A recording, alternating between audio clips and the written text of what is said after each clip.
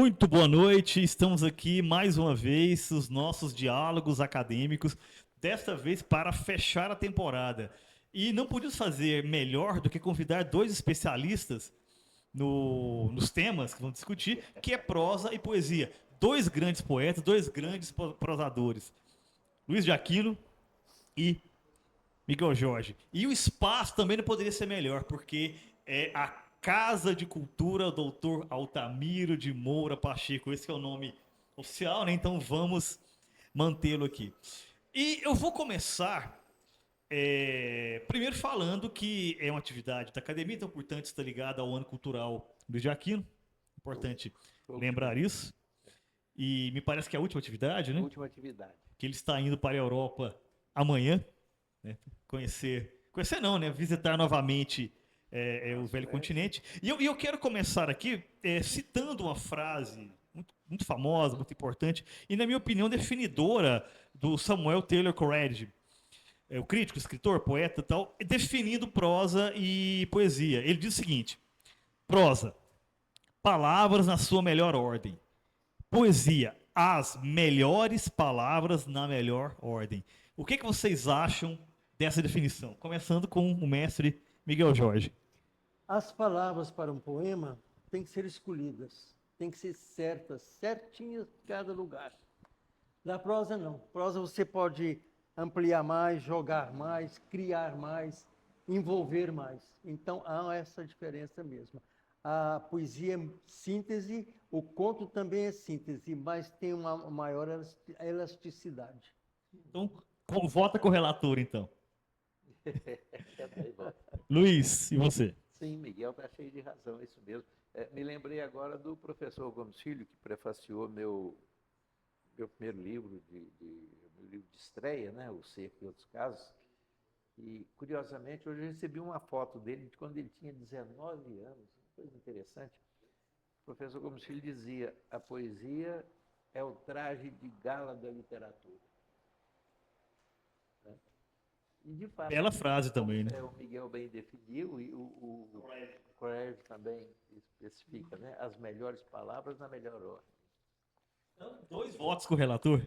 Claro, e como disse o Miguel também, a questão da palavra exata, né? A poesia não permite muita.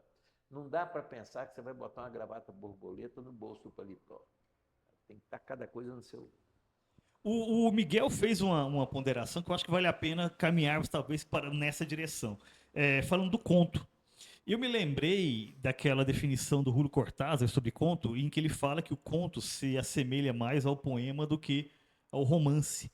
Exatamente porque tanto o poema quanto o conto precisam ser perfeitos, precisam ser esféricos. Ele até fala isso, são esferas, não pode ter arestas e tal. Enquanto que o romance, ele pode ter uma parte que se alonga, às vezes o final não é tão satisfatório. Ou seja, o caminho percorrido às vezes é mais importante do que o produto final, o produto como um todo. Vocês concordam também com Ele o disse Cortázar? também outra coisa muito interessante, o Cortázar, falando dele. Ele disse que o conto é igual a uma luta de boxe. É um soco no estômago. Esse por nocaute, né? Vence por nocaute. Então, essa definição eu acho genial. Só ele para pensar numa definição dessa. E realmente o conto é isso. Se você pensar, se você ler o conto, se você for escrever um conto, você vai notar que é realmente por nocaute que você joga com as palavras, joga com os seus personagens e joga com a estrutura do conto, que não é nada fácil. Já digo que eu já escrevi contos e contos, já publiquei vários livros de contos. Eu continuo dizendo... Sempre 13 contos. Sempre 13 contos. Aproveita e explique isso, Miguel. Continuo dizendo que o conto não é nada fácil. As pessoas pensam que o conto é fácil. Mas, às vezes, ela escreve uma crônica ou escreve um capítulo de um romance. Mas não escreve o conto. Para você botar o ponto final de um conto, você precisa ter certeza que é ali que você tem que colocar aquele ponto final e encerrar e pronto. O que você perguntou? E por que 13 contos em cada um dos seus livros? Foi porque o primeiro livro, sem eu pensar, sem eu imaginar, coloquei 13 contos. Falei, agora vamos continuar com os 13 contos. Manter os 13 contos. Manter. Então não é uma citação ao Zagalo, né? Não. Não tem Eu isso. acho interessante, você citou o Cortázar, salvo engano, foi o Cortázar que tinha um critério interessante para os livros dele, 8 contos, né? É verdade, é isso, isso. E você, Luiz, você concorda com o Cortázar, essa definição da esfera? Que ele fala, ele diz exatamente isso. O poema, você escreve conto e você escreve poesia. Né? É, Enfim, e outros gêneros, mas falando de prosa e poesia. O sim. seu gênero na prosa seria o conto. Então, você imagina a esfera? Eu não tinha atentado para essa história da esfera até o dia que você fez essa observação em torno de um conto meu, citando Cortázar, né? Uma das atividades do seu ano E eu cultural, guardei com o inclusive. maior carinho a esfera que ele me deu, né? Tá guardado num canto especial lá em casa. E repare que tem o flash desenhado. Também. Agora, é o tipo da coisa interessante. De fato, o conto tem essa medida do poema também, né? Que precisa da compleição bem definida, de começo, meio e fim. Né?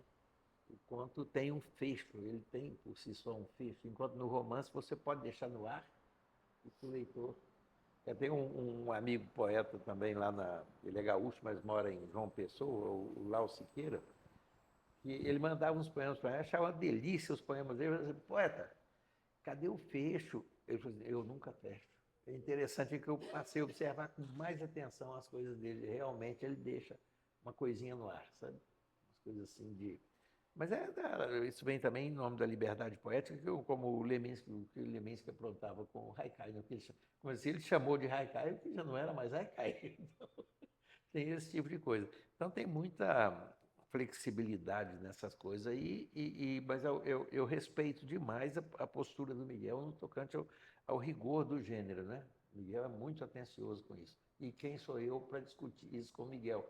Hoje eu conversava com uma amiga de Brasília, né? A poeta, ela é de Pameri, mora em Brasília, Angélica Torres, e ela viu nossa foto na chamada e comentou que te conheceu lá em Brasília, era sobrinha da Ada Curado, tal, que vocês conversaram, que você apresentou com um livro, e ela fez um comentário que eu achei muito pertinente, né? À distância eu acompanho um pouquinho da vida do Miguel. É uma pena nós estarmos fora do eixo. Miguel, se estivesse no Rio de Janeiro, já era internacional há muito tempo, sem dúvida nenhuma. Né? E pensando nos dois gêneros, poesia e prosa, ocorre o seguinte: pensando em termos de humanidade, né? A humanidade começou com a poesia, né? Que era ligada ao ritmo, à música, tanto que a música é a primeira arte, né? E a prosa veio depois. No caso particular de vocês, né? O que veio primeiro? A escrita da prosa ou a escrita da poesia? Começando com o Miguel. No meu caso, veio a escrita da poesia. Eu comecei a fazer uns poemas assim, porque eu entrei para o grupo de escritores novos, levado pelas mãos do Luiz Fernando Valadares Borges, que era meu colega na faculdade de Direito. Então a gente estudava junto, fazia provas juntos, saía junto para as festas, para os bailes, essas coisas, éramos amigos. Aí eles já tinham fundado o GEM. E aí ele falou, vou te levar para o GEM. Eu falei, mas eu não escrevo. Ele falou, não, mas você vai. Eu falei, mas eu não escrevo, o que eu vou fazer no meio de escritores? Eu admiro vocês, mas eu não escrevo. E eu não escrevia. Aí ele falou, não, mas então você vai entrar Você como tinha crítico. quantos anos nessa época? Da época de faculdade? Ah, eu era novo. Uns 19, 18, 20? Não, nós tínhamos na faixa de 20 anos. Aí ele falou, você entra como crítico, você vai criticar os nossos trabalhos. Eu falei, meu Deus, então tá. Aí eu entrei para o GEM. O GEM era composto da Ieda Schmaltz, do Geraldo Coelho Vaz, do... que mais que estava lá? Aldair Aires. Aldair Aires, Ciro Palmos Ciro Muniz. Palmas. E, enfim, era o grupo de escritores da época que se projetava com muita ênfase e já tinha um nome. E eu não tinha nada, então fui. Aí eu comecei a frequentar o GEM e me encantei com a literatura. Falei, meu Deus, eu era farmacêutico, formado, recém-formado. Falei, meu Deus, que mundo maravilhoso, é outro mundo. Aí, como eu estava muito atrasado, comecei a ler bastante entrar no meio, discutir, e comecei, depois de muito tempo, escondidinho, fazendo uns versos, sabe? Aí depois eu fui mostrando, fui aprimorando, fui estudando e pronto, mas com estudo, para chegar onde eu cheguei. E eu digo ainda, é uma coisa, uma descoberta maravilhosa. É um outro mundo, é um mundo que te dá paz, que te dá satisfação, que te dá energias boas. É um mundo para você viver nele. Miguel, mas você começou na poesia porque você achou que era mais instintual? O verso te chamava mais do que a narrativa? Olha, a minha mãe declamava versos de cor. A gente nem sabia como é que a minha mãe, que não tinha tempo para nada, que trabalhava demais, ajudando meu pai na loja, nós tínhamos loja e tal. Aí, de repente, quando a gente tinha uma festa, tudo, minha mãe declamando um poema. Então, eu acho que veio da minha mãe, declamando os poemas. Aí eu comecei, já gostava da poesia por conta dela. Aí eu comecei a escrever poemas, né?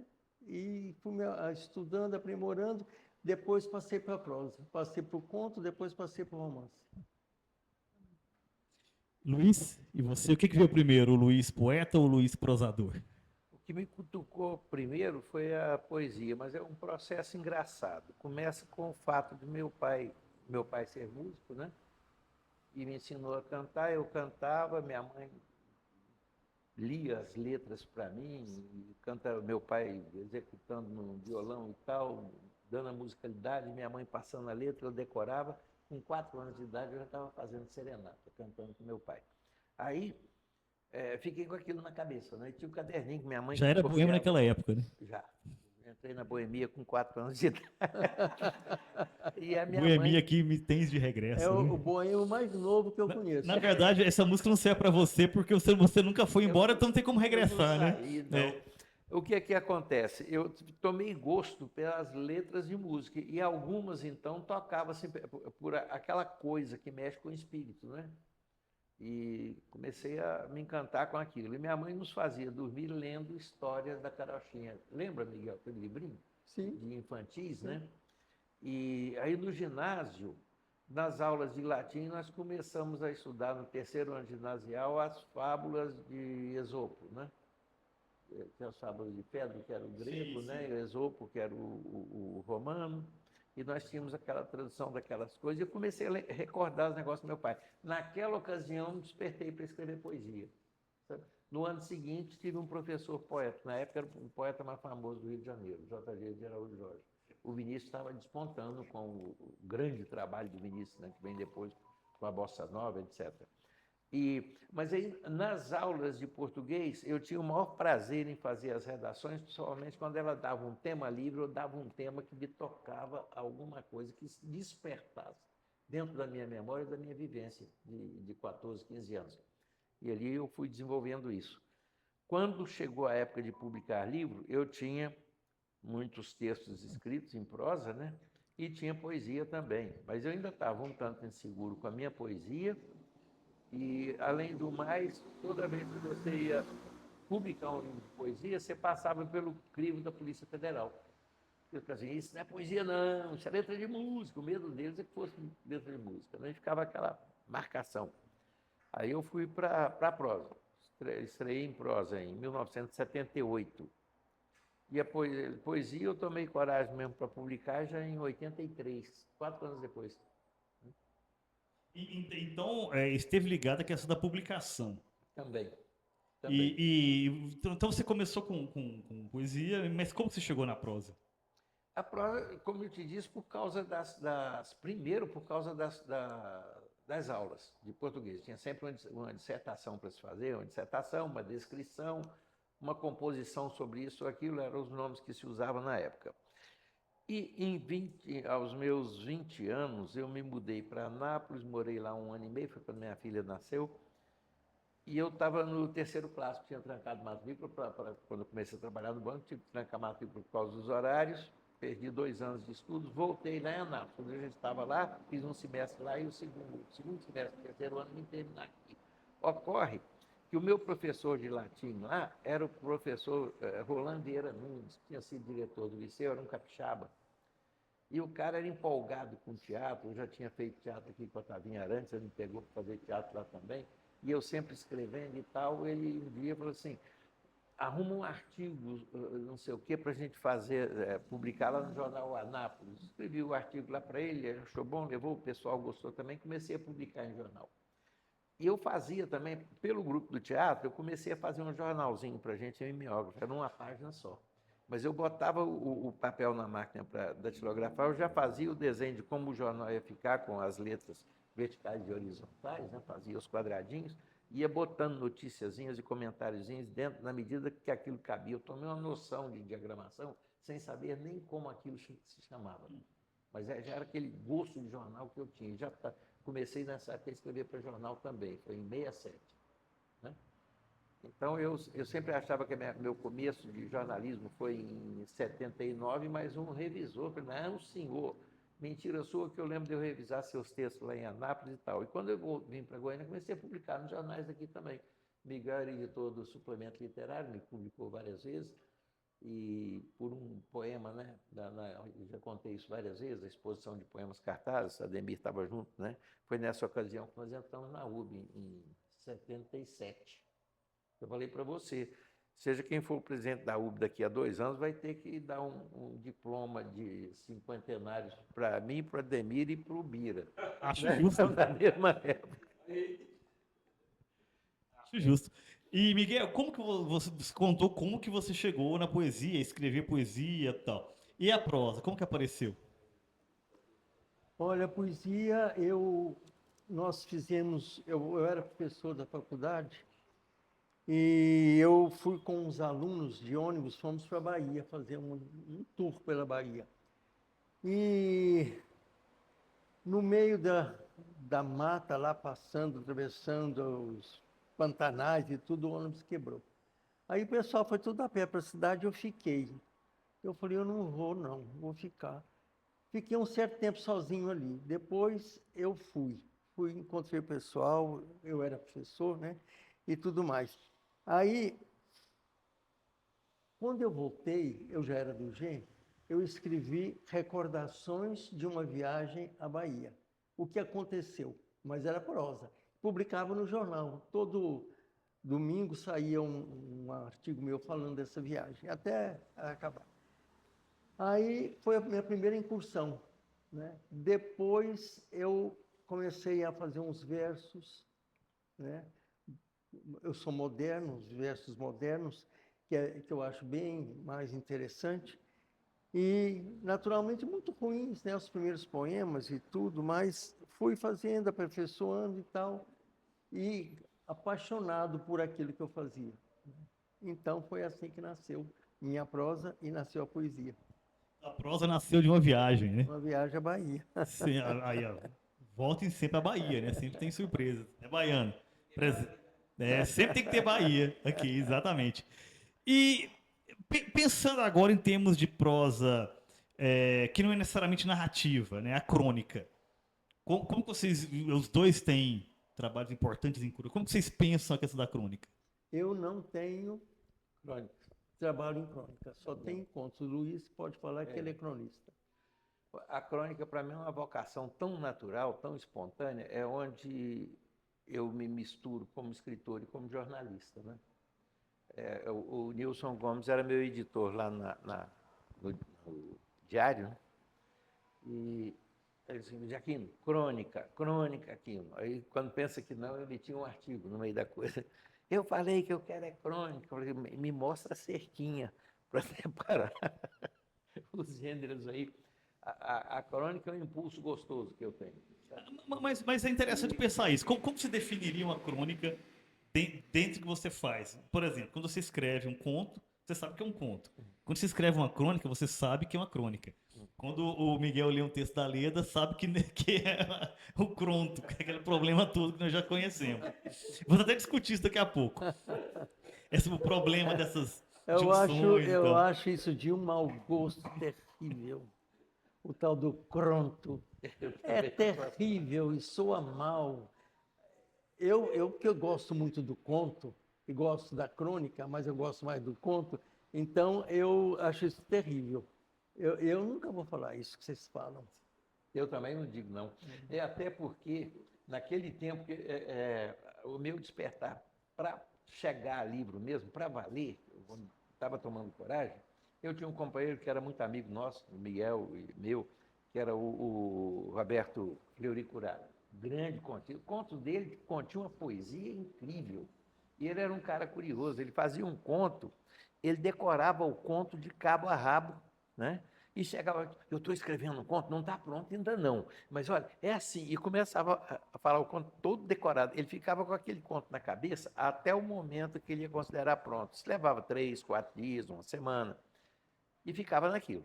Trabalho maravilhoso, né? Fez um livrinho fininho chamado Cemitério de Gritos.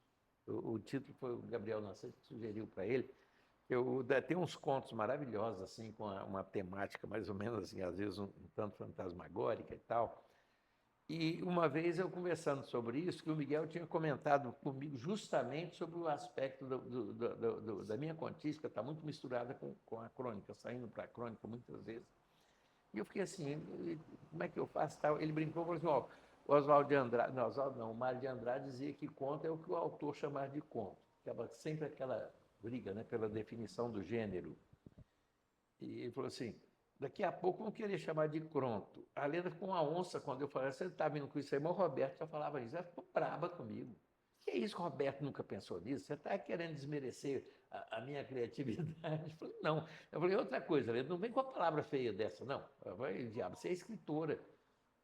Traz uma palavra diferente para dizer a mesma coisa que você quer conceber um gênero diferenciado, misturado de crônica com conto, coisa assim. Agora, a crônica, para mim, ela tem um lado gostoso, que é o processo narrativo, fora do lado assim apenas imaginativo. Não podemos transformar um fato real em conto, não há problema quanto a isso.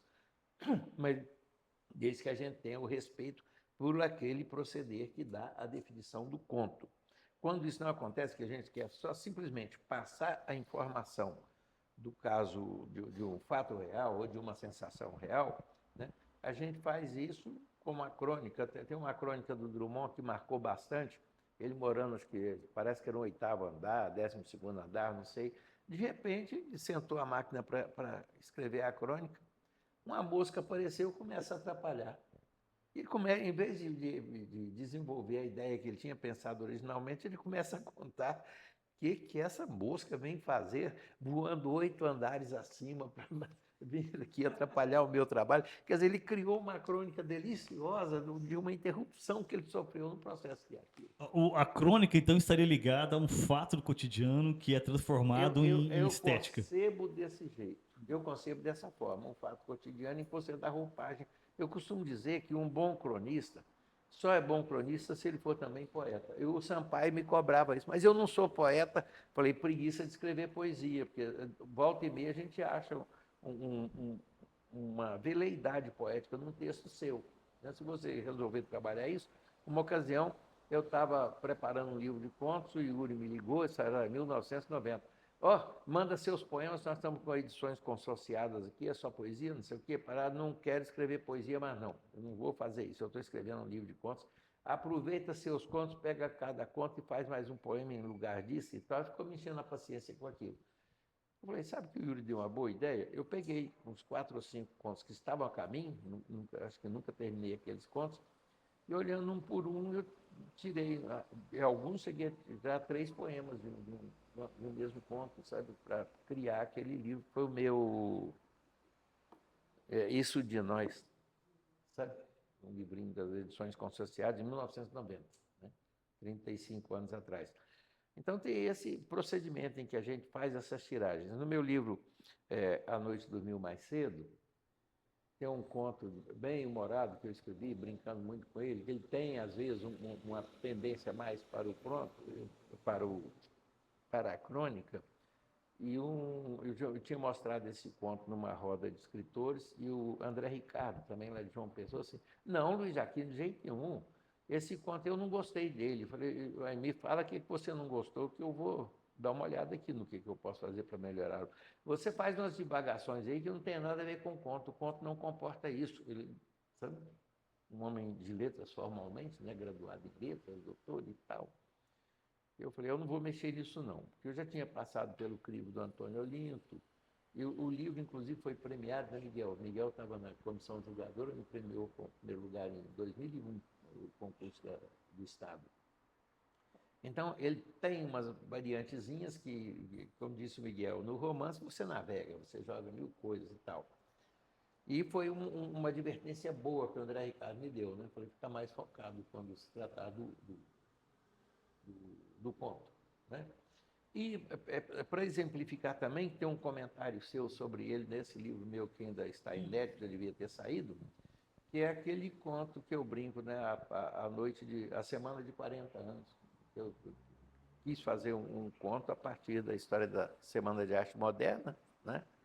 E misturei com algumas coisas reais na história de Caldas Novas por volta daquele tempo, o surgimento da cidade de Pires do Rio, né, que se dá ali com o Léo Lins fazendo aquele poema, né, em que ele fala sobre o trem, aquele Y no meio. Quer dizer, quando você vai falar no poema do Léo Lins, você tem que voltar à grafia de época. Achei aquilo maravilhoso, né? Então eu fiz uma brincadeira, né, com essa coisa toda, situei situações da história de Caldas Novas. Eu fiz uma mistura. E o livro tem muito de crônica por isso. Esse conto tem muito de crônica por causa disso aí, né? E tem uma roupagem de conto numa determinada ótica também, né? Os atrevimentos que a gente resolve cometer. Acho que se eu esticasse aquilo ali, daria uma boa novela, não sei. E pensou em escrever novela ou romance em algum momento? Não, às vezes eu penso. Houve uma ocasião que eu comecei até a escrever, por sugestão até do Roberto Fleury Curado, né? Falou, escreve à mão que você vai ver como você depois vai ter tanta coisa boa para te estimular. Que ele escrevia primeiro à mão, depois ele ia para a máquina, e ali, à medida que ele ia datilografando, ele ia transformando aquilo. E aconteceu uma coisa engraçadíssima, que no jeito que ele falou, eu tinha escrito um conto à mão, e a palavra abraçada, no modo que eu escrevi, ele, com a mania de ler em voz alta, pegou o meu texto e começou a aberçada em meus braços. Que figura bonita, poética. Falei, mas eu não escrevi aberçada, era abraçada. Mas quando eu olhei, falei, é aberçada mesmo. E já apliquei essa palavra em alguns trabalhos meus, sabe? Porque achei que toda vez que eu bato o olho naquilo, lá vem a imagem do Roberto, né? Nessas coisas assim. Quer dizer, eu acho que quando a gente escreve também tem um detalhe, seja prosa, seja poesia, quer queira, quer não, a gente está fazendo um pouco de história, porque tudo que a gente faz está situado dentro de um momento, Tempo. uma vivência assim. Sim. Ora, agora a pergunta talvez a mais importante. Começamos com o Miguel, depois passamos para o Luiz. Miguel, o que define hoje, depois de toda uma trajetória, vários livros nos dois gêneros, o que define, na sua perspectiva, pensando criticamente mesmo, o Miguel poeta e o Miguel prosador? O que diferencia, o que afasta, o que aproxima? O poeta, ele lida com muita sensibilidade às coisas que ele vê ou que ele sente. É com um sentimento que você faz poesia. Na prosa, você vê uma realidade crua. Por exemplo, num conto que você vai escrever. O que eu vou escrever? Qual é meu personagem? Porque o conto tem personagem. A crônica não tem. A gente tem que colocar isso bem. Então, como é que eu vou direcionar esse conto? E esse conto é um conto assim que eu tenho que estar mais contido, trabalhar mais a linguagem, porque difícil é a linguagem, você encontrar o tom exato da linguagem para você começar a escrever um conto. Se você encontrar esse tom da linguagem, você desenvolve o conto. E você tem os personagens. Claro que você pode criar outros personagens à medida que você vai escrevendo. Ao longo da minha carreira, tenho certeza que tem muito de mediunidade no escritor, no que você escreve. Eu vou dar um exemplo. Eu não falo isso, não gosto de falar, eu chego até a arrepiar, mas vou falar. Eu estava escrevendo Veias e Vinhos, o meu primeiro romance, que era, todo mundo sabe, que era a tragédia da Rua 74, da família Mateus. E quando eu estou escrevendo, a Maria Helena, a minha mulher, naquela época, falou assim, você até é doido, isso é loucura. Eu olhei assim, eu vi um negro, assim na minha frente, parado assim, em pé. Eu olhei assim, espantado, ele falou assim, você vai me colocar no seu livro? Eu falei, eu? Não, não vou te colocar, não. Isso eu falando, hein? E ele falou, vai sim. Ele falou, meu nome é Flecha. E eu morava perto dessa família. Eu conheço toda a história, eu vivenciei isso. Eu sou o Flecha e desapareceu. E eu coloquei ele no livro. O livro estava quase pronto. Então, tem muito de que você achar dos mediunidades, a gente pode dizer o que quiser. Mas quem tem essa sensibilidade e tem uma visão espiritual, pode sentir que tem mediunidade nisso aí. Isso é um exemplo que eu estou dando, mas tem várias outras coisas. Então, no caso, a poesia é uma busca da sensibilidade, da palavra sensível, e a prosa é a busca da linguagem. Da linguagem. A poesia você tem que achar a palavra certa no lugar certo para colocar. Você não pode esparramar, e no conto você pode trabalhar frases, fraseados, né? E achar você mesmo inovações para colocar na prosa, que a gente pode achar muitas inovações. Perfeito. Então, faremos um intervalo agora e vamos retornar com a resposta de Luiz de Aquino para a mesma pergunta. Voltando agora para a segunda parte deste último episódio dos Diálogos Acadêmicos aqui na Casa de Cultura Doutor Altamiro de Moura Pacheco. E eu vou repetir a pergunta que eu fiz para o Miguel, agora aqui para o Luiz de Aquino. Luiz, então o que diferencia, o que aproxima, o que afasta muitas vezes o Luiz poeta do Luiz prosador? Interessante. Quando eu publiquei o primeiro livro de poemas, que foi o meu segundo livro, em 83, eu estava vivendo intensamente a minha vida jornalística, já fazia alguns anos, né? Eu passei um tempo trabalhando no banco, e até ali o jornalismo era um diletantismo. Depois, na Tele Goiás, a mesma coisa. Quando eu saí da Tele Goiás, um ex-aluno me levou para o trabalho profissional em jornal. Era o Jornal Opção, na época, na sua fase diária. E ali eu me envolvi demais. Eu lidava o tempo todo com a realidade, com as questões sociais, essa coisa toda, e estava escrevendo prosa ali o tempo todo, né? Sem aquele lado da criatividade literária, porém com um texto caprichado. E eu me destaquei demais por isso.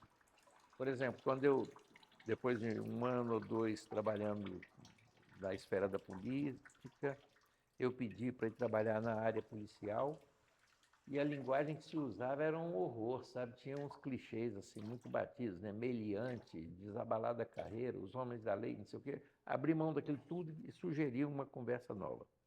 Recentemente, uma antiga colega daquela época, numa roda, disse que quem criou aquela inovação foi o jornalista fulano do Diário, que morreu precocemente. Eu falei, não, quem criou fui eu. Eu os conclamei a mudar aquela linguagem. Eu estava, na época, na Folha de Goiás, chamei os colegas do Diário da Manhã, do Popular, e do Jornal Opção, fizemos uma reuniãozinha, falei, nós temos que mudar essa linguagem, senão a gente não vai ser lido com respeito. E, de fato, a crônica policial entrou numa nova realidade na vida goianiense, sabe? Então, era isso de dia. Quando saía do jornal, e nós tínhamos os bares de nossa frequência, que fosse o Forno de Barro do Aldair Aires, fosse o Zero Bar, ali, a hora que chegava no boteco, que pintava a cerveja tão apreciada pelo Miguel Jorge, porque não todos nós, né, Miguel? Nós éramos cervejeiros, assim, por excelência, não é, baiano? É, Demir? E ali eu me soltava, chega da realidade crua e dolorosa, e ia fazer poesia. E eu sempre me destaquei também com a poesia de amor. Mas eu tenho uma gama de poemas de cunho social, um pouco, mas principalmente de cunho ecológico. Tem também um bom trabalho feito nisso aqui, muitas vezes misturando com a poesia sensual, a poesia de amor, né? Miguel tem toda a razão. A prosa é uma produção que você faz a partir do real, né? As coisas boas ou más do cotidiano. E a poesia eu senti, é o que sai de dentro. É por aí mesmo. E este livro que você está segurando, que livro é este? Esse aqui é uma coletânea de 11 dos meus livros, né? De poemas. Sinais da Madrugada, De Mãos Dadas com a Lua, Canto de Amar, Menina dos Olhos, Isso de Nós, Razões da Semente, Sarau, as Uvas, Teus Mamilos Tenros. Depois vem uma trilogia de poesia, né? Poemas de Amor e Terra, Poemas de Amor e... É difícil de ler esse coisinho aqui. Poemas de Amor e Terra, Poemas de Amor e...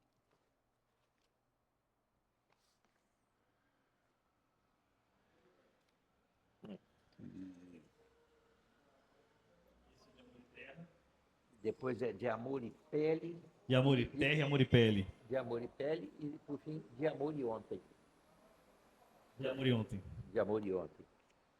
Então, É sua poesia completa. o nome ficou Ficou totalmente assim, né? desapropriado. É, porque não é Depois completa. disso, exato, depois disso eu lancei, junto com o Yuri, né, nós resolvemos fazer uma parceria, não fazendo poemas a quatro mãos, mas com o mesmo propósito, né? Poemas de amor. Então, foi o Amor em Dose Dupla. Sim. Que ele, para a capa, ele pediu uma tela para o Alexandre Liar, e ele fez uma tela de uma mulher nua. O Yuri cortou aquela imagem, ele reproduziu, cortou ao meio, né? No livro dele saiu o nu da cintura para cima e no meu o nu da cintura para baixo, com o mesmo título. Então seria mais adequado, talvez, Seleta Poética. Ou então meus livros de poesia, porque. Reunida, alguma coisa assim. Poesia reunida. Mas isso aqui foi teimosia do Yuri. Eu queria outro, mas eu também deixei que ele editou para mim esse livro e dois de prosa, né? Aquele Meia Ponte do Rosário, Pirinópolis, e o livro Beg, Nossa Gente, Nossa História. Perfeito. Miguel, e os livros que você trouxe? São dois, é o romance, né? Não, trouxe de contos. Trouxe de contos. Você tem esse? Tem. Fui no lançamento, inclusive. Esse aqui depois você pode deixar, sortear aqui para o pessoal. Perfeito. São 13 contos, claro, né? São 13 contos. E qual que é... Quando você escreve um livro de contos, essa pergunta é interessante. Existe uma unidade nesse livro... Temática. Ou são contos que você vai reunindo e quando chega em 13 pontos que você considera que são publicáveis, você já junta e publica? Ou qual das opções? São livros temáticos ou livros de ajuntamento de produção? Não, quando eu vou escrever um livro, eu penso que são 13 contos, escrevo um, depois escrevo outro, não tem uma sequência temática. Eu estou com um livro de contos agora na editora, e o último conto estava muito difícil para eu escrever. Eu não sabia aonde que eu ia buscar uma ideia, um enredo para escrever mais um conto. E vizinho meu, morando ali numa rua transversal lá do setor Coimbra, tem 2 irmãos. Eu comecei a reparar nesses 2 irmãos, moram juntos, achei que, não converso com eles, não sei da vida deles, mas achei muito interessante a amizade que um tem pelo outro, o carinho que um tem pelo outro, e um cuida do outro. Aí eu falei, vou escrever o conto, 2 irmãos, e fechei com esses 2 irmãos baseado nesses 2 vizinhos. Eles nunca vão imaginar isso. Todo dia que eu olho para eles, vocês me deram um conto. Ótimo. E você, Luiz, como que você sabe quando você tem um livro acabado, tanto de prosa quanto de poesia?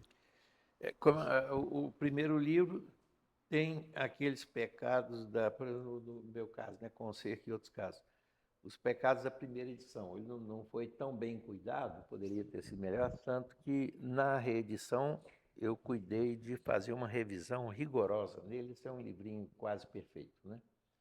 em função disso, mas com os pecadilhos das definições da linguagem, do gênero.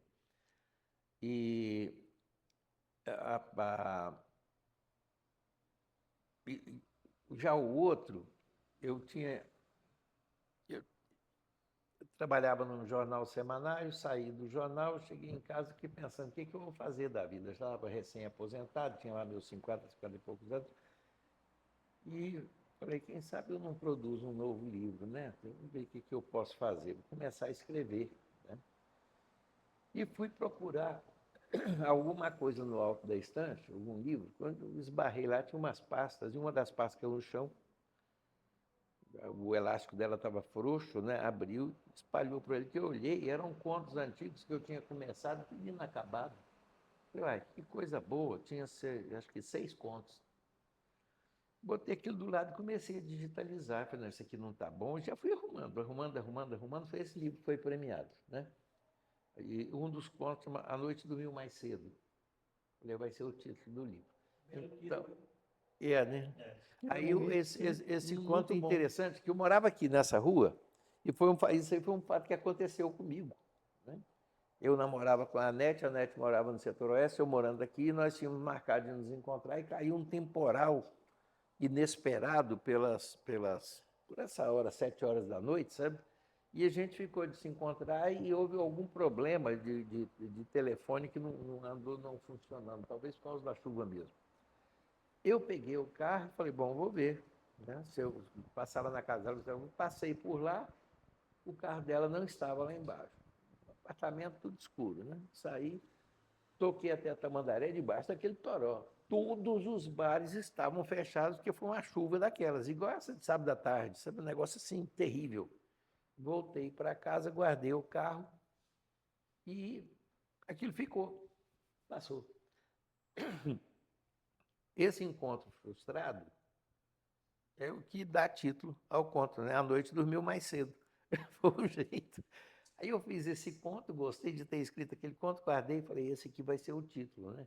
E é um livro de contos com a intenção de ser uma contística mais erótica, né?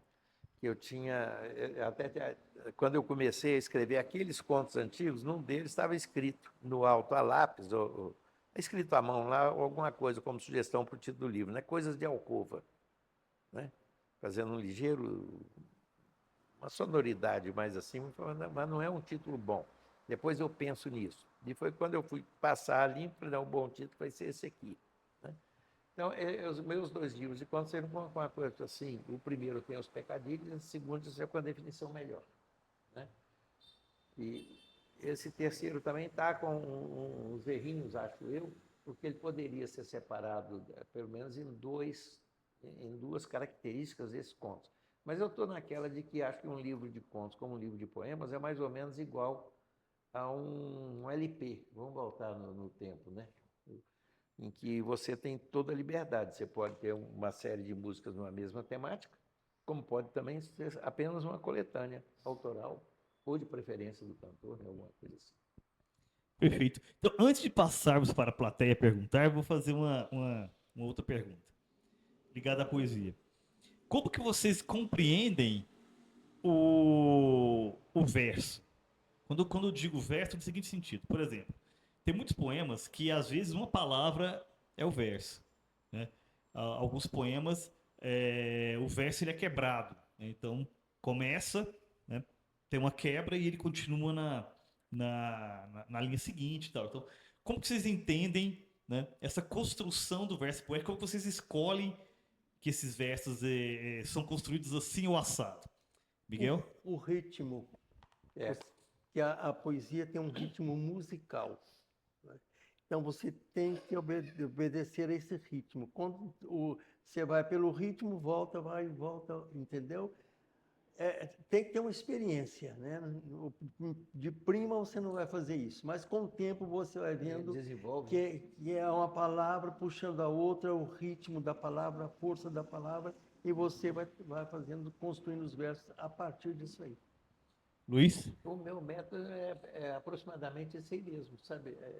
O corte dentro é uma musicalidade. Eu tenho uma mania comigo, não gosto de estar falando isso, alguns colegas, alguns companheiros podem achar que é rabugice minha, talvez seja. Eu não gosto, às vezes tem um poema lindo, mas eu olho o poema e digo, meu Deus, há pouco tempo um colega, uns 2, 3 anos, disse, Luiz, você faz uma revisão desse livro para mim? Faço. Aí eu falei, poxa, o livro estava uma delícia. Eu disse, só tem um defeito seu livro, que cadê a pontuação? Falei, rapaz, me ajuda aí, pontua para mim. Eu estou invadindo. Não, não, não, não, não, não, não. Por favor, pontua para mim. Se não Pontua. me engano, Saramago, não, né? Hã? Não. E eu achei uma delícia o livro dele e tal, mas eu acho que é o tipo de um desperdício desnecessário, sabe? Alguns poemas, tem gente que tem uma competência incrível para isso, dentro do critério de ritmo que o Miguel falou, uma pessoa, uma poeta boa para a gente enxergar isso nela, é a Sandra Queiroz. Você lê o poema dela sem pontuação, você entende o poema dela perfeitamente. Agora, tem poeta que faz isso e quando você lê, você tem que voltar várias vezes para entender aquela pontuação, porque a pessoa não pegou o cacuete do corte dos versos no ponto da musicalidade daquela fala que ele concebeu, entendeu? Por isso que eu pontuo tudo. Perfeito. E pensei outra pergunta aqui, aguarde só um minutinho. Qual que é o espaço hoje? Penso você se define como um escritor moderno, então, qual que é o espaço hoje para a forma fixa? Por exemplo, o soneto, digamos. Para mim, isso ficou no passado, né? Eu gosto de ler, admiro quem faz sonetos, respeito muito, mas não é para mim. Eu sou livre, eu gosto da liberdade, acho que a poesia é livre. Você não pode colocar a poesia numa forma. Então, eu trabalho com liberdade e trabalho com a palavra. A palavra, para mim, é importantíssimo. Buscar a palavra certa, colocada na hora exata. Esse é o poema. Perfeito. Por Então, isso que é difícil. a unidade fundamental é a A palavra. palavra. Não, Luiz? o Miguel tem um romance em que ele tem 18 páginas de texto corrido sem nenhuma pontuação, né, Miguel? Tem. E uma vez alguém perguntou isso para ele, como é que é isso? Tal? Eu falei assim, gente, é a forma do pensamento. Às vezes você te bate uma ideia e você começa com aquilo, você pensando, você não pontua, você joga aquilo tudo assim. Quer dizer, o pensamento é uma coisa complicada, complexa.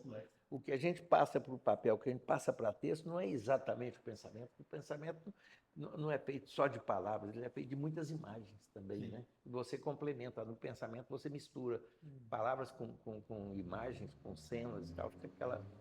Essa técnica, Luiz, chama fluxo de consciência. Fluxo. Fluxo de consciência, que você Sim. coloca Sim. É. o pensamento do seu personagem. É. E como o pensamento tem pontuação, você coloca tudo atabalhoado, sem pontuação nenhuma. Exato. Talvez o uso mais famoso seja o monólogo da Molly Bloom ao Sim, final do no Ulisses, final né? do Ulisses. E, Luiz, qual o espaço hoje das formas fixas?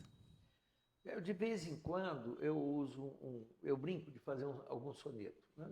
Foram poucos que eu fiz até hoje. Na mocidade eu fazia muito, e eram sonetos sofríveis, né? Que era garoto de 14, 15 anos fazendo soneto, é um atrevimento.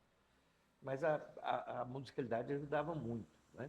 Uma ocasião em que eu tinha um parceiro com quem eu fazia música, ele disse assim, me traz letra pronta. Eu falei, não, me dá uma música. Não, não, não. Você vai fazer a letra, o que é pra gente fazer? Tá bom. Ele era mais velho, eu obedecia, né? E como é que eu fazia? Eu pegava uma música de que eu gostava, botava ela na cabeça, ficava repetindo aquilo várias vezes. Daí a pouco eu começava a escrever, aí eu já estava com a cadência prontinha para fazer os versos dentro daquele conceito, dessa forma física, né? A música exige muito disso. Então, era dessa forma que eu fazia. E o soneto, de vez em quando, eu quero fazer uma brincadeira, eu faço um soneto. Não que eu não vou jamais fazer um livro de sonetos, né? E fico nessa, assim, também estou mais pelo verso livre, o que me disciplina, vamos dizer assim, o que que talvez tolhesse um pouquinho, é justamente, não é rigor gramatical, não, mas é o respeito à gramática. Sabe? Nós quebramos a gramática muitas vezes, a liberdade poética é um negócio que tem que ser usado com sabedoria também, como disse Miguel. Você não pode cortar um verso só porque você resolveu que quer cortar aqui, né? É a musicalidade. A própria fala tem musicalidade. Agora, tem uns caras que são tão condicionados a isso. Eu lembro aquele Cunha Lima, da Paraíba, que foi governador, foi senador. O papo dele, ele dando uma palestra num encontro de poesia lá no Rio Grande do Sul, estávamos eu e o Brasigóis, o cara só fala em redondilha. Se ele falasse uma frase de 5 sílabas, ele fazia um período longo com frase de 5 sílabas. Daí a pouco alguém interrompia, fazia uma pergunta, se a primeira frase que ele formasse fosse de 7 sílabas, ele continuava naquilo. O brasileiro assim, eu estou notando também, o ritmo dele é bem... Quer dizer, o cara, a fala dele passou a ser musical, tanto que ele era fixado. Mas isso é bem típico do repentista nordestino, né? Sim. Bom, agora podemos passar para a plateia. Baiano tem uma pergunta. Eu queria saber quanto da obra de vocês mesmos descartaram sem que a gente ficasse sabendo. Ixi, Boa pergunta. atrevido, hein? O Miguel tem sempre aquela coisa que o pessoal fala. O Heleno fala muito isso, né? Nós chega na casa do Miguel, tem 3 romances, 4 livros de contos, não sei quantos livros de poesia, ou seja, o Miguel é a quintessência da produção, né? Então, Miguel. Não, eu descarto muito, sabe? Descarto muito. Já joguei romances inteiros fora, já joguei contos fora, livros de poemas que eu rasguei, joguei no lixo. Eu sou muito exigente comigo mesmo, eu exijo muito, porque eu acho que a poesia é uma coisa muito séria e merece o nosso respeito, né? Você trabalhar a palavra, você trabalhar a técnica de um poema, a técnica de um conto, a técnica de um romance, é muito trabalho, exige muito esmero, muita dedicação e muito estudo também. Mas é fascinante, é muito fascinante. Eu acho que a gente vai para outro mundo quando está escrevendo. E como que você chega nesse descarte? Você, na metade do trabalho, você percebe que não é o que você queria? Ou você vai até o final? Por exemplo, você falou de romances inteiros, né? Você releu? O que aconteceu nesses casos? Eu relei e falei, isso aqui não dá para publicar, está muito ruim. Aí joguei fora. Sabe? Ninguém nem ficou sabendo, só eu. Joguei fora, inteirinho. Eu falei, não dá para publicar. Quando eu mando um livro para a editora, então, porque eu já tenho consciência que esse livro eu posso publicar. Pode entrar nas obras completas. Que ele vai estar num nível aceitável. Luiz? Eu nunca me atrevi a um romance, então eu não tenho essa experiência do Miguel. Agora, os meus textos curtos, os meus contos, as minhas crônicas, os meus poemas, quando eu chego a um determinado ponto daquela escrita, não é bem isso, se der para voltar e corrigir aquilo ali, bem, senão eu já apago e começo de novo. Eu não sei qual é o percentual de descarte, qual é o volume de descarte, não, mas acontece com frequência. É lógico, né? Muitas vezes, quando estava dando palestra em escolas, né, falava sobre... A garotada perguntava, você tinha que responder dentro de um quadro em que eles entenderiam, né? É difícil escrever, é difícil não sei o quê e tal. Não, mas para escrever a gente busca uma qualidade estética, uma coisa melhor, tem que escolher a palavra mais bonita, a frase mais bem feita e tal. É a mesma coisa. Aí eu olhava para as meninas, elas entendiam melhor, né?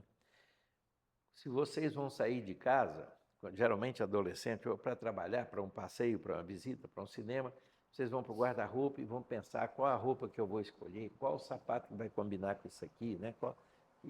Isso aí é mais ou menos o que a gente faz também. Você vai selecionando, né? Fazendo aquele critério de escolhas. Agora, eu gosto muito de, às vezes, pegar uma palavra e jogá-la assim na minha tela e ir brincando com ela, em que mais que ela vai variar, né? Agora, nunca eu jogo isso assim para fazer o que o Brasil chamava assim, fica fazendo trocadilho dentro do poema, sabe? Não, às vezes, de vez em quando, para uma eufonia, você usar uma palavra parecida, coisa assim, né? É mais gostoso até do que a rima, não é? Palavra que joga assim. Agora, tem muito, como o baiano é craque nisso, né? Quando você trabalha com a forma fixa, né? Em que você faz uma rima e já sugere que vem 2 ou 3 ou 4 versos a seguir. Ele tem uma felicidade incrível nesse jogo. Perfeito. Outra pergunta ou comentário? Alguém? Xará. Grande Xará, Ademir perguntar Ramon. para Miguel aí. Miguel, você falou que você começou mais tarde, antes do Genro, para você começou a escrever. Qual foi a técnica que você usou? O que você leu? O que você criou? Com quem você conversou? Quem você foi atrás? Quem você se inspirou para você se tornar esse astro que você é hoje dentro da nossa literatura? Olha, lá no GEM, o GEM foi uma escola maravilhosa. Nas reuniões, era obrigatório um escritor previamente selecionado a ler uma obra e comentar essa obra. Então, podia ser prosa, podia ser poesia, o escritor quisesse. Então, com isso, eu entrei também nessa roda de ler e comentar, fazer comentários e tudo mais. E vendo os meus colegas escreverem poemas que em toda reunião eles liam os poemas, alguns poemas que eles escreveram. Eu achava aquilo fascinante. Falei, meu Deus, como é que pode, né? É uma coisa mesmo que vem de outra esfera. É muito bonito isso. Então, com isso eu fui me apaixonando por isso, lendo bastante, comprando livros, formando minha biblioteca, lendo bastante, escrevendo, jogando fora, rabiscando, e fui aprimorando. Aí eu me descobri escritor. Eu queria perguntar para o Por favor. Aquino, então, quais os autores que o influenciaram? Ih, rapaz, tanta gente. Aí a gente viaja lá longe, né, para chegar nisso aí. Aqueles que eram referenciados nas antologias do curso ginasial da época, vários deles, né, os clássicos do século XIX, né, Machado, Alencar, aqueles poetas moços, né, do romantismo, e mais modernamente, alguns em que eu fixei bastante foram como é que chama o Lins do Rego? O Zé Lins do Rego, do Menino de Engenho, Fogo Morto, etc. O Jorge Amado, que aí o Jorge Amado tinha uma coisa, era o adolescente pegando livro para ler escondido, e encapava com papel de embrulho, aquele papel vermelho que vinha qualquer coisa que você comprava, aí escrevia aqui assim, geografia, português, e ficava deitado lendo aquilo. Minha avó chegava, está estudando, né, filho? Não, então seu irmão vai ali para mim. Aí era bom que eu escapava de ter que sair também para fazer compra. Aí e assim eu ia levando com esses caras aí. E jornal, né? Era Adalgisa Neri, poeta cronista, era Arthur da Távola, Stanislau Ponte Preta, Nelson Rodrigues, aquela corja deliciosa do Rio de Janeiro dos anos 60, né? Chega aqui em Goiânia, começa a me deparar com o pessoal daqui também, e tem aqueles caras apaixonantes, né? O Miguel é o nosso grande exemplo desse tempo todo, desde que eu cheguei aqui, né? Que quando eu cheguei, o GEM estava em efervescência. Eu cheguei em 63. E aí eu logo me envolvi com o teatro, e tinha uns colegas lá, que só da minha turma, do primeiro ano clássico do liceu, tem 4 escritores. Ciro Paulo, Emílio Vieira, Nelci e eu, sabe? Quer dizer, uma turma de 26, 27 alunos, 4 escritores, é engraçado, né? Essas coisas. Então, tem todo esse jogo. Agora, certa vez foi o Nilson Gomes que matou a charada no tocante à poesia, qual que teria me influenciado. Segundo ele, foi Manuel Bandeira. Aí eu fui me lembrar que, de fato, eu me deliciava com Bandeira em tudo que caía na minha mão, sabe? Lia demais os poemas deles, que me influenciaram bastante. Aí tem algumas mulheres também, né? Clarice, já citei a Dalgisa Neri. A Lígia A Lígia maravilhosa, né? Lígia Fagundes. Fagundes Telles, que coisa boa. E mais tarde é que eu fui descobrir Raquel de Queiroz, né? Também. Mas essa não me influenciou tanto, eu já estava mais ou menos definido quando cheguei no ponto dela. Sei que é muita leitura, né? E no fundo, tudo vem a ser conjuntura. Milor Fernandes, eu adorava. Eu gosto do pique irônico, bem-humorado desses caras, sabe? Sempre busquei bastante coisas aí. A Paris Torelli, a Anatoly que gostava. Toda a crônica do Anatoly tinha uma frasezinha do Barão de Tararé. Aproveitando, então, estenda a pergunta para o Miguel, né? Quais são as suas influências assim mais evidentes? Olha, os bem modernos, sabe? E de Drummond para lá. Drummond, João Cabral de Melo Neto é meu preferido. E o Murilo, né? Murilo Mendes também. Você gosta do Murilo? Gosto, mas É uma o meu delícia. preferido mesmo, a obra, é o João Cabral de Melo João Neto. Cabral? Mais uma pergunta, Patrícia? Não é pergunta. Ah, é um comentário. Tudo bem. Quando ele começou a falar, Miguel Jorge começou a falar, eu sou apaixonada, né? Abrindo parênteses, sou apaixonada em poesia. Tanto que eu trabalhei poesia no meu mestrado, né? Aí, quando ele começou a falar, veio um poema na minha cabeça de João Cabral de Melo Neto. E eu sou apaixonada também. Eu quero ler, posso? Por favor. Catar feijão. Ah, de Educação pela Pedra. Sim. Exatamente. Quando ele começou a falar, veio esse poema na minha cabeça, Catar feijão. Catar feijão se limita com escrever. Joga-se os grãos na água do alquidar e as palavras na folha do papel. E depois joga-se fora o que boiar. Certo, toda palavra boiará no papel. Água congelada, por chumbo, seu verbo. Pois para catar esse feijão, soprar nele e jogar fora o leve, o oco, palha e eco. A primeira estrofe. Eu acho assim Que delícia. Muito bonito. Aí Maravilhoso. você me lembrou também a Adélia Prado, né? Que peso gostoso que é a Adélia trabalhar com esse cotidiano Também. né?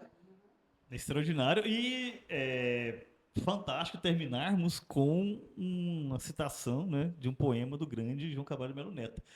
Então, últimas palavras sobre essa temática de prosa e poesia para fecharmos não só essa noite, mas a primeira edição de Diálogos Acadêmicos, que vem outros, né? Foram diálogos muito interessantes. Miguel, Eu quero parabenizar você por essa rodada de poesia, de prosa e de literatura, né? E agradecer a presença de todos. E a sua pergunta, não me lembro mais. últimas palavras. Sim, é isso. De agradecimento assim, gratificante estar aqui, participar, essa roda, essa mesa redonda. Foi muito bom, viu? Parabéns a você. Muito obrigado. Lembrando que faz parte, essa conversa faz parte do Ano Cultural Luiz de Aquino e que os Diálogos Acadêmicos foi um projeto idealizado pelo presidente Aidenor Aires. Importante lembrar isso. Luiz, fecha a nossa noite. Eu gostaria de ler um poeminha, tem o microfone, que ele é derivado de um outro. O primeiro poema chama Cores do Lago, e algum tempo depois eu achei que eu tinha que dar uma outra roupagem para aquele mesmo poema e escrevi Águas do Altiplano. Porque quando escrevi Cores do Lago, eu pensei no fluxo do Rio Meia Ponte, do Rio Paranaíba, né? Correndo para formar o Prata, aquela coisa toda. E depois comecei a pensar que se não seria bom uma viagem Rio Calébio, talvez, né? Sobre esses rios aí, até Uruguai, até Buenos Aires, aquela coisa toda.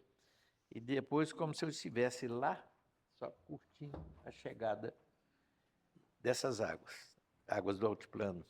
Águas claras do Planalto Central, feito saliva da minha boca, de sede, tesão, busca o vale meia ponte, Paranaíba, contorna montes, seios de picos, mamilos e corre ao sul, Paraná Prata. Seiva de mim, sangue quente, célere pulso, excitação, hormônios em transe, transar, pensar, viajar e sonhar. Eis-me, ei-la, corpos cálidos e ávidos de gozo. Boca e olhos e pele, é quente, e há sede, luxúria, volúpia. Bocas nossas, unas e tontas, mãos a explorar desejos, vãos de virilhas, pelos axilas, farta carne, esguia os corpos os nossos. Frêmito tesão eriçadas peles a desejar-se encontro. Rio e mar de Barrafós, água turba do Planalto a adentrar o mar de azul e claro.